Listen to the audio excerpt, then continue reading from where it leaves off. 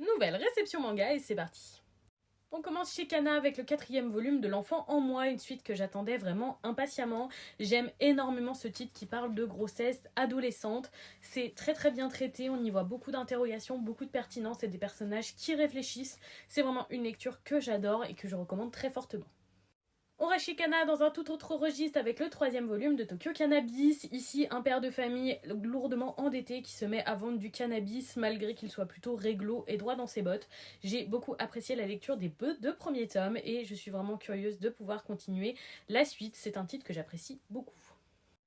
On continue chez Kana avec le premier tome de Smoking Behind the Supermarket with You, une romance qui me tentait beaucoup, slice of life mais avec des personnages adultes, ça se passe au travail, ça a l'air d'être absolument adorable, les volumes sont un petit peu plus épais que la gamme life de d'habitude donc ça c'est très chouette et j'ai hâte de découvrir ce titre, ça a l'air vraiment sympathique, les dessins sont en tout cas à mon goût et je sens que la touche d'humour sera présente également.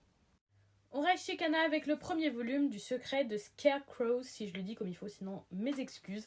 Un manga suisse qui fait son arrivée chez nous. Il a l'air vraiment sympathique. Ça a l'air d'être d'un récit d'aventure dans un monde un petit peu fantastique, fantasy. Écoutez, je suis curieuse de le découvrir. En tout cas, les planches sont à mon goût et j'aime beaucoup la couverture également.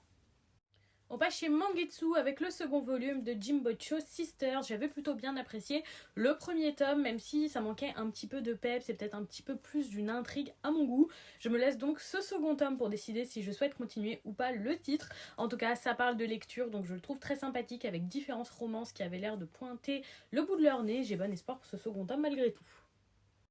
Toujours de la part de Mangetsu, j'ai reçu l'intégrale de Murderlock, une série en 5 tomes qui me tentait bien, une série pour public averti qui va se vouloir assez violente et dramatique. Ça a l'air vraiment sympathique, écoutez, je suis très curieuse de découvrir, plutôt fan des couvertures, j'espère que la qualité sera présente.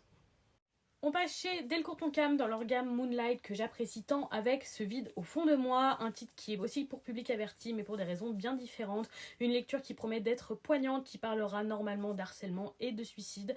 3 tomes toujours en cours, je suis très très curieuse de la découvrir, je pense que je pourrais vraiment adorer cette lecture. On termine chez Delcourt Tonkam dans un tout autre registre avec Tomozaki est un loser, une nouvelle rom-com qui fait déjà 6 tomes et est toujours en cours au Japon. J'ai toujours un petit peu peur des shonen rom-com parce que ça a tendance à vraiment s'étirer en longueur, mais si ce titre n'est pas trop long, il pourrait être très prometteur. Écoutez, je découvre ça et je vous en parle très bientôt. Et voilà pour ces dernières réceptions de service de presse. Dites-moi si vous avez lu ces titres ou s'ils vous tentent. Je serais curieuse de vous lire en commentaire. En attendant, je vous souhaite une très très bonne soirée et vous fais des bisous tout le monde.